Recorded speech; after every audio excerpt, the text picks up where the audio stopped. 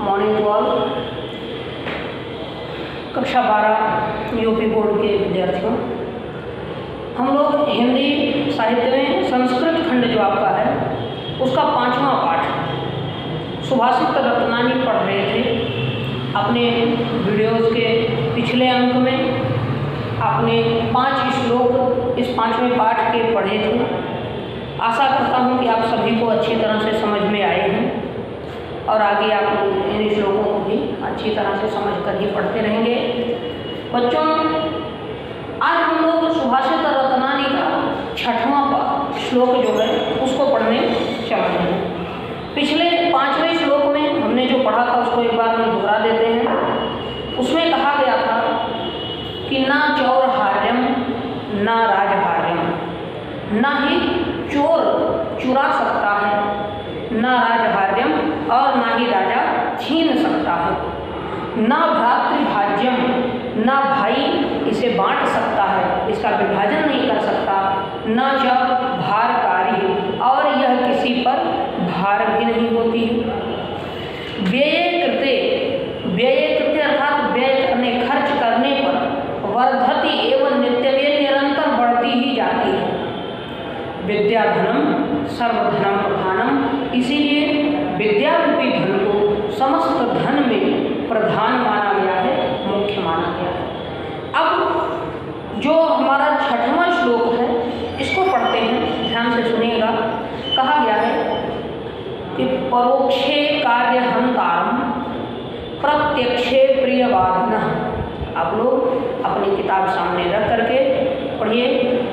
श्लोक नंबर 6 है कि परोक्षे कार्यहंकारम प्रत्यक्षे प्रियवादिनः वर्जयेत् तादृशं मित्रं विषकुंभम पयोमुखम। ध्यान दीजिए, सभी शब्दों का अर्थ ध्यान से देखकर 6वें श्लोक का पहला शब्द ही परोक्षे। परोक्षे का अर्थ है पीठ पीछे। जैसे कहा जाता है ना, सामने काम होता है या पीठ पीछे, आपसे छिप कर जो काम किया जाए। परोक्षे मतलब पीठ पीछे, आपके अनुपस्थिति में कुछ हो। कार्य का अर्थ आप जानते हैं, काम होता है कोई भी कार्य। हंतारम, हंतारम का हंता का अर्थ होता है नष्ट करने वाला, और हंतारम अर्थात बिगाड़ने वाला या नष्ट करने वाला। यहाँ हम अर्थ लेते हैं बिगाड़ने वाला।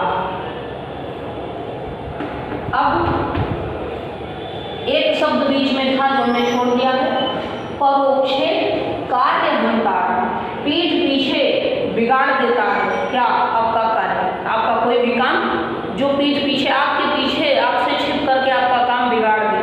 परोक्षे अर्थात पीठ पीछे, हंतारम बिगाड़ देता है कार्य को। और आगे क्या करता है, प्रत्यक्षे,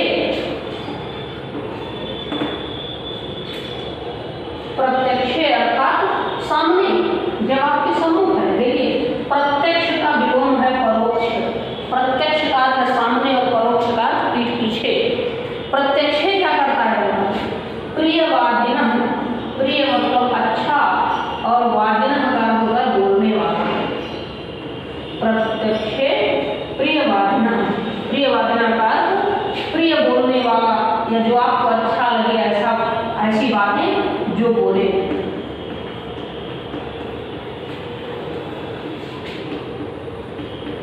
ठीक, श्लोक क्लियर हो रहा है ना कि परोक्षे कार्यहंकारम, पीठ पीछे जो आपके काम को बिगाड़ देता है, और प्रत्यक्षे अर्थात सामने, प्रियवादिनः, प्रिय बोलता है, ऐसा व्यक्ति जो आपके सामने अच्छी बातें बोलता है, ऐसी बात कहता है जो आपको अच्छी लगे और आपके पीठ पीछे आपका कार्य बिगाड़ देता है। वर्जयेत्, वर्जयेत् दो शब्द आपस में मिलाए गए हैं, और तादृशम, ठीक है। वर्जयेत् का इसका अर्थ होगा त्याग देना चाहिए, त्याग देना चाहिए। तादृशम का मतलब होता है इस प्रकार या ऐसे, ऐसे या इस प्रकार। तात्पर्य कहा गया है कि ऐसा मनुष्य जो आपकी पीठ पीछे आपके कार्यों में बाधा पहुंचाए और आपके सामने प्रिय बोलता हो, अच्छी बात बोलता हो, ऐसे मित्र को कहा गया वर्जयेत तादृशं मित्रम।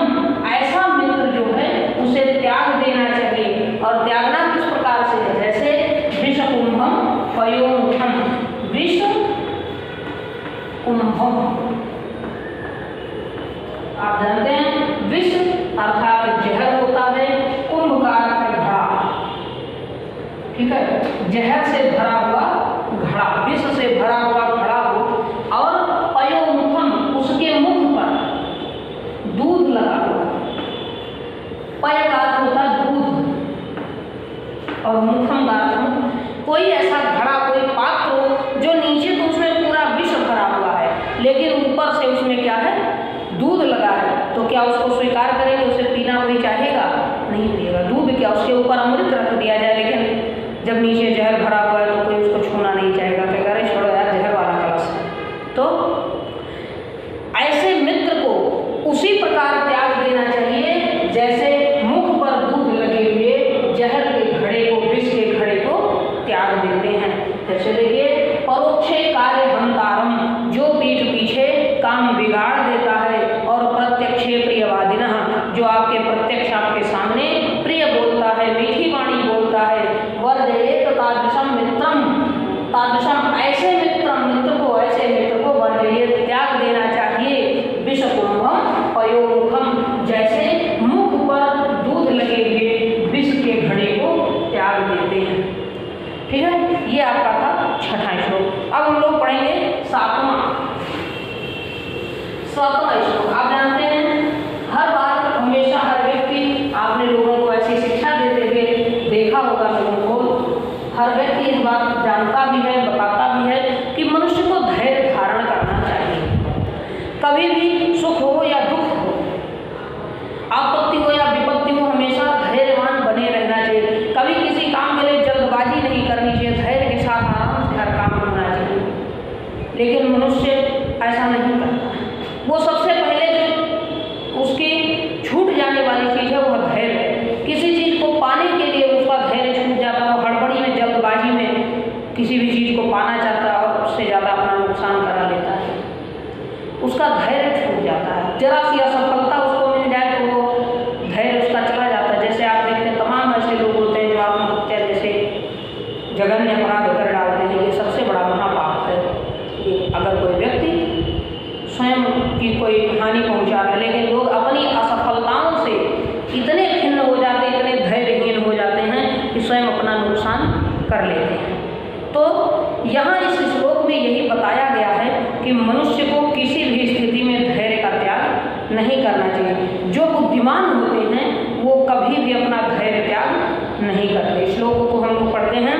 कहा गया है उदेति सविता ताम्रः, उदेति सविता ताम्रः, ताम्रम एवास्तमेति च, संपत्तौ च विपत्तौ च महताम एक रूपता। ध्यान दीजिए, उदेति का अर्थ होता है उदय होना, लव उदय। सातवां श्लोक है। उदेति का अर्थ है उगना या उदय होना। उदय कौन होता है? सूर्य। ठीक है। उदेति सविता, कक्षा 11 में आपको महाकवि माघ का प्रभात वर्णन पढ़ाते हुए मैंने बताया था, सूर्य को ही सविता नाम दिया गया। प्रातःकालीन उगते हुए सूर्य को, सूर्य जब उदय होता है तब किस तरह का होता है? ताम्र। ताम्र का अर्थ होता है तांबा। तांबा एक धातु है, आप जानते हैं, और लाल रंग की धातु, एक लाल धातु। तांबे का रंग लाल होता है, सुनहरा लाल होता है। ठीक है, ये गाढ़ा वाला कलर वाला लाल नहीं, सुनहरा। ठीक है। उगता हुआ सूर्य कैसे होता है? तांबे जैसा लाल।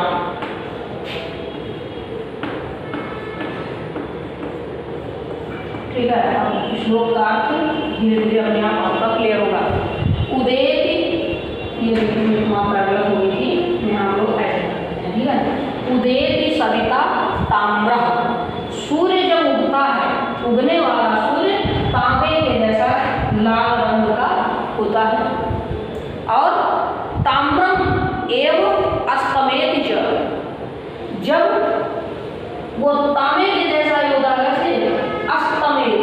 अस्तम,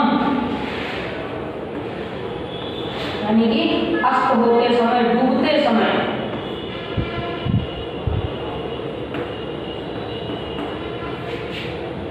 कहा गया है आगे ताम्रम शब्द को आप एक बार नहीं समझिए, ताम्रम तांबा है। सूरज जब उगता है तब भी वो तांबे के जैसा लाल होता है, और जब अस्त होता है तब भी तांबे के जैसा लाल ही होता है। अब देखिए, उगना उन्नति का प्रतीक है, निकलता है आकाश में ऊपर ऊंचाइयों को जाता है, लेकिन धैर्य नहीं, वहाँ देखिए उसका कलर नहीं चेंज होने वाला है। उसको जो उगते ही वो पूरा भड़क जाए, दोपहर के सूर्य की तरह चमक जाए, क्योंकि उसको तो आकाश में ऊपर जाना है और ऊंचाइयों पर जाना है। हाँ, इसका समझिएगा कि सूर्य जब उगता है तब भी लाल रंग का होता है, और जब अस्त होता है तब भी लाल रंग का ही होता है। वो कभी अपना धैर्य नहीं होता। अस्त होना अर्थात कोई चीज समाप्त हो रही है, तब तो दुखी होना चाहिए। आदमी का आप देखिए, किसी के पास अभी कुछ रुपए ज़्यादा आ जाते हैं, धन ही, तो वो इतना अहंकारी हो जाता है कि किसी को अपने समान समझता ही नहीं, हर जगह रुआब दिखाने लगता है। तात्पर्य कि उसको अभिमान आ जाता है, और जैसे जैसे उसका धन समाप्त होता जाता है, व्यक्ति दुखी होता जाता है, चिड़चिड़ापन आ जाता है। पूरा समाप्त हो जाए तो सिर पकड़ के बैठ जाता है, आप क्या करें, रुपया चला जाए। लेकिन सूर्य को देखिए, जब ये संसार उसका अपना है, उसके लिए संसार पर दिन भर के लिए शासन करने के लिए, सबको सुख पहुंचाने के लिए वो आ रहा है, दिन का स्वामी है वो, तब भी वो लाल रंग का अपने शांत भाव में ही है, धीरे धीरे तेज बढ़ता है उसका। और जब अस्त होता है तब भी वो शांत भाव में लाल रंग का ही है, कहीं उसमें कोई परिवर्तन नहीं है। ठीक उसी प्रकार से संपत्तो च विपत्तो च, देखिए दो शब्द हैं। संपत्तो अर्थात जब धन होता है, संपत्ति होती है, सुख होता है, और विपत्तो च जब विपत्ति हो, दुख हो, तो महताम एक रूपता। महताम का अर्थ होता है महापुरुष, महान लोग, और महान कौन कहलाता है, बुद्धिमान लोग, ठीक है। महापुरुष वही लोग कहे जाते हैं जो सत्य प्रतिज्ञ और बुद्धिमान होते हैं, जो निरंतर सत्य का आचरण करते हैं, बुद्धिमान होते हैं। महताम अर्थात महाजन, जो बुद्धिमान लोग हैं, वो संपत्तो च विपत्तो च, संपत्ति का समय सुख का समय हो, विपत्ति का दुख का समय हो, कैसा भी हो, वो सदैव एक रूपता, एक समान ही रहते हैं, ठीक है। कभी भी ना तो वो दुख आने पर अधीर हो जाते हैं, और ना ही सुख आने पर वो अहंकारी होते हैं। महताम एक रूपता, सदैव एक समान, एक जैसा रूप, उनका स्वभाव एक समान ही बना रहता है। फिर से ध्यान दें, कहते हैं उदेति सविता ताम्रः, उगता हुआ सूर्य तांबे के जैसा लाल रंग का होता है। और ताम्रम एवास्तमेति च, जब वह अस्त होता है तब भी तांबे जैसा लाल रंग का ही होता है। उसी प्रकार से संपत्तो च विपत्तो च, संपत्ति सुख का काल हो अथवा विपत्ति दुख का काल हो।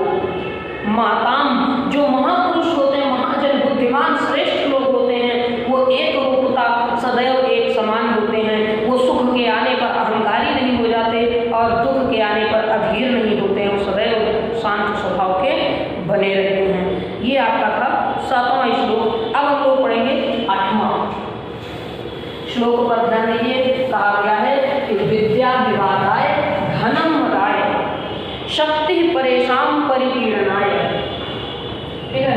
8वें श्लोक में कहा गया है कि विद्या विवादाय धनम मदाय शक्ति परेशान परिपीड़नाय खलस्य साधोः विपरीतमेतत् ज्ञानाय दानाय च रक्षणाय। श्लोक में सबसे पहले विद्या शब्द, विद्या का अर्थ आप जानते हैं ज्ञान, ठीक है। ज्ञान शब्द जो आपका है उसी को विद्या कहा गया। विवादाय,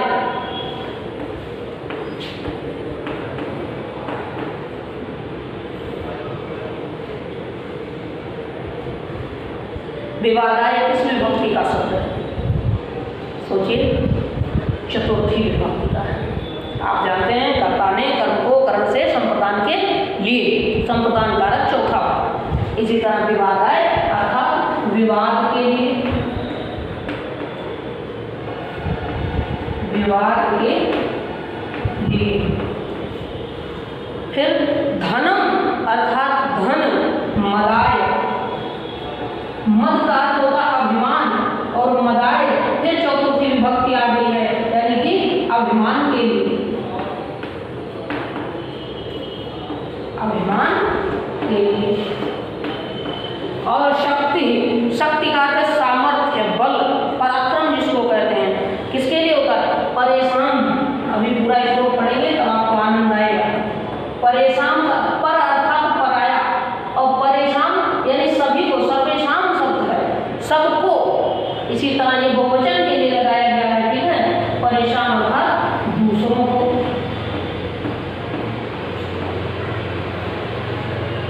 आप जानते हैं षष्ठी विभक्ति में बहुवचन में तस्य तयो तेषाम होता है ना, वैसे ही परेशान अर्थात दूसरों को, बहुत से लोगों को, यानी सभी को।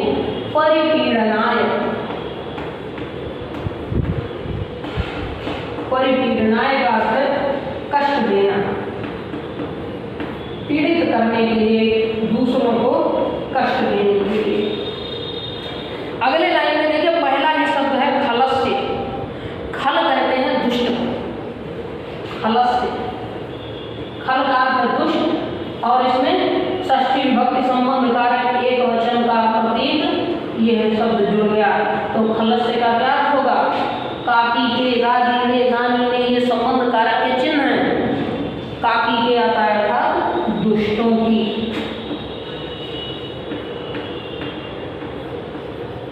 अब हम लोग यहाँ से पहले अर्थ को क्लियर करते हैं। ये शब्द अगर हम श्लोक के पहले जोड़ दें, खलस्य अर्थात दुष्टों की विद्या विवादाय, दुष्टों की विद्या जो होती है वो विवाद करने के लिए, झगड़े लड़ाइयाँ के लिए होती हैं। जो व्यक्ति दुष्ट स्वभाव का है वह थोड़ी सी जानकारी पा जाए तो अपने आप को सर्वश्रेष्ठ मान लेता है और दूसरों से विवाद करता है, तर्क वितर्क करने लगता है, जो कि सर्वथा अनुचित होता है। दुष्टों की विद्या विवाद के लिए होती है। धनम मदाय, और दुष्टों का जो धन है वो मद के लिए, अभिमान के लिए होता है। उनके पास दुष्ट व्यक्ति स्वभाव से, चरित्र से दुष्ट शैतान जो होता है, वो थोड़ी सी संपत्ति प्राप्त हो जाए तो भी वो अहंकारी हो जाता है, अभिमान हो जाता है। तो यहाँ कहा गया है कि धनम मदाय, दुष्टों का धन अभिमान के लिए होता है। और शक्ति ही परेशान परिपीड़नाय, अगर दुष्ट व्यक्ति को शक्ति प्राप्त हो जाए, बल प्राप्त हो जाए तो क्या होता है? परेशान, दूसरों को परिपीड़नाय, कष्ट देने के लिए होता है। उसकी शक्ति कभी किसी का साथ नहीं, सहयोग नहीं करती, कष्ट ही देती है। आप देखिए तमाम राक्षसों की कहानियाँ सुनते हैं, कैसे देवताओं द्वारा वो बहुत सा बल प्राप्त कर लेते हैं, लेकिन क्या होते हैं? अंत में वो दूसरों को केवल कष्ट ही देते हैं। आप रावण जैसे महा चांडाल की बात कर लेते हैं, दुष्ट था, उसके पास भी बहुत सा ज्ञान था, विद्या थी, लेकिन उसने क्या किया? उस ज्ञान का सदुपयोग नहीं किया, उस ज्ञान को लेकर विवाद किया, उसकी विद्या व्यर्थ गई। उसके पास धन था, इसीलिए वो अपने आप को अभिमानी समझ हो गया था। वह सबसे बड़ा धनवान स्वयं को मान बैठा और उसका धन किसके लिए रह गया?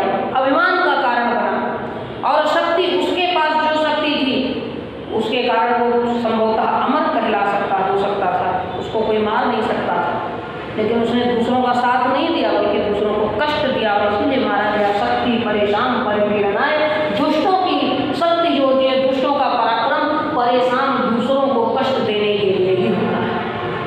और साधो विपरीतम एक, अगला शब्द देखिए, साधो विपरीतम एक। साधु पुरुष किसे कहा गया है? सज्जनों का, सत्पुरुषों का, जिनको आप कह सकते हैं। साधु अर्थात सत्पुरुष, ठीक है, सत्पुरुषों का। विपरीतमेतम, दो शब्द हैं, विपरीतमेतम। इसको जब हम विच्छेद करेंगे तो ये हो जाएगा विपरीत धन एतत्। विपरीत माने होता उल्टा, ठीक है। एतत् का अर्थ है इसके, या यह होता है यहाँ इसके, और साधुओं के साथ ठीक इसके उल्टे होता है। साधुओं का व्यवहार इसका उल्टा, दुष्टों की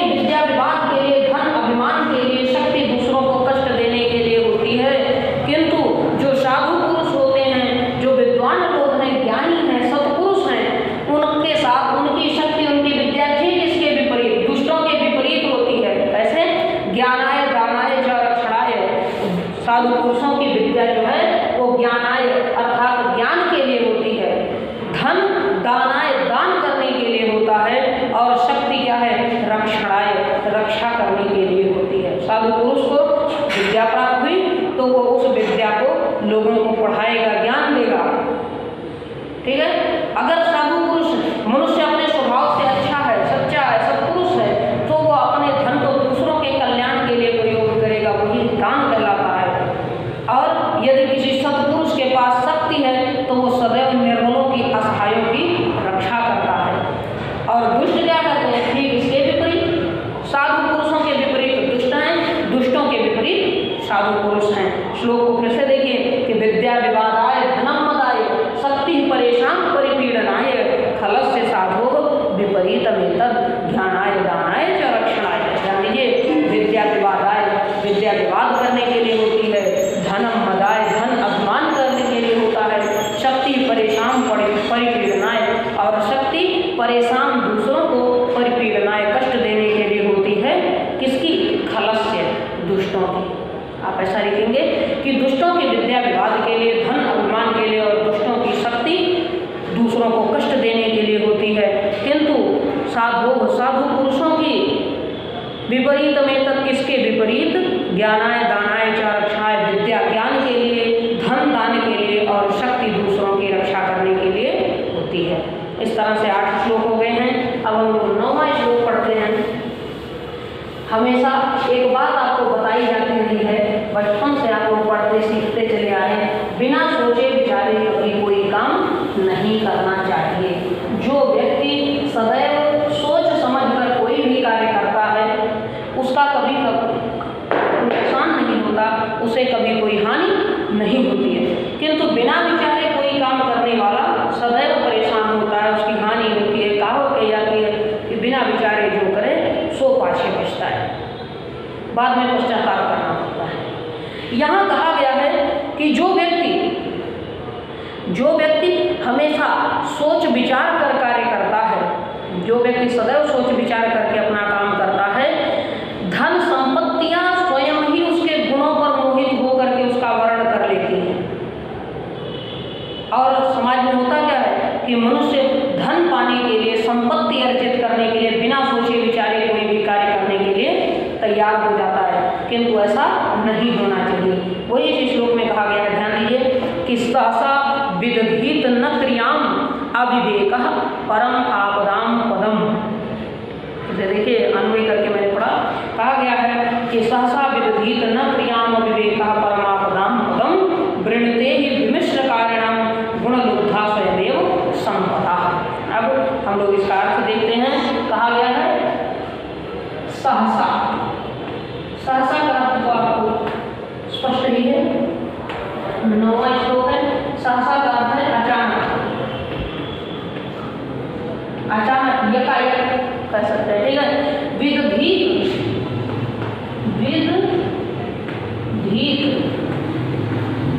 विदधीत का अर्थ बिना विचारे,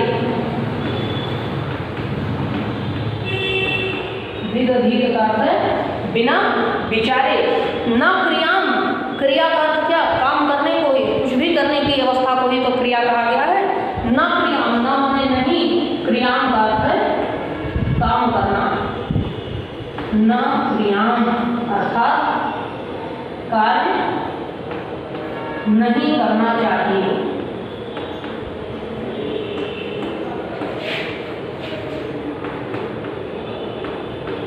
देखिए आपका श्लोक पहली लाइन क्लियर हो गई। सहसा विदधीत न क्रियाम, सहसा अर्थात अचानक, विदधीत बिना सोचे विचारे, बिना समझे, न क्रियाम कोई भी कार्य नहीं करना चाहिए। क्योंकि अविवेकः, देखिए न क्रियाम, क्रियाम और अविवेका सब देखने में मिला करके लिखा गया। जब हम अन्वय करेंगे तो क्रियाम अविवेका जो है माँ आधा हो जाएगा और छोटा आयुर्वेद हो जाएगा। तो अविवेका अर्थात अविवेक, विवेक का होता है बुद्धिमत्ता, सोच विचार करने की जो हमारी क्षमता है, इसी को विवेक कहते हैं। और जब हम सोचते विचार करें, किसी काम के लिए विचार नहीं करते, तो वही अविवेक कहलाता है। अविवेक क्या होता है? परम आपदाम पदम,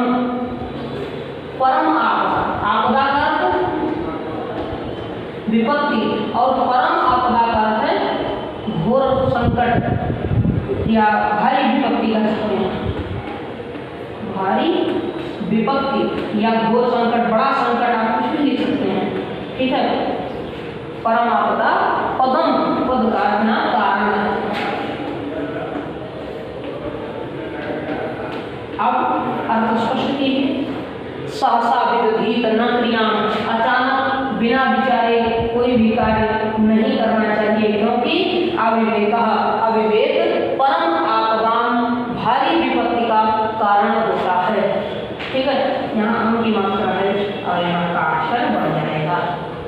कहते हैं बिना विचारे कोई कार्य नहीं करना चाहिए, क्योंकि अविवेक सदैव ही संकट का कारण बन जाता है। इसलिए आप क्या चाहते हैं कि कभी संकट आवे, उससे अच्छा सोच विचार कर कोई काम करो। और आगे देखिए, वृणुते,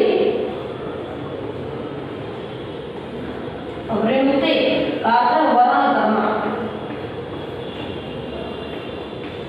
वर्ण करना, वृणुते अर्थात वर्ण कर लेती है। विमिश्र कारणम, ध्यान दीजिए, विमृश्य कारणम, विमृश्य कारण कौन है? जो विचार करते हैं, बुद्धिमान होते हैं। यहाँ लिखे विचार करने वाले, विचार करने वाले, विमिश्र का अर्थ विचार, कारण अर्थात करने वाले, विचार करने वालों को गुण लुब्धा, गुण अर्थात गुणों पर, आचरण पर, और लुब्धा होने का मतलब होता है लुब्ध का अर्थ है लोभी। गुण लुब्धा अर्थात गुणों पर, गुणों पर लुब्ध का लोभ करना या मोहित होना, गुणों पर मोहित होकर,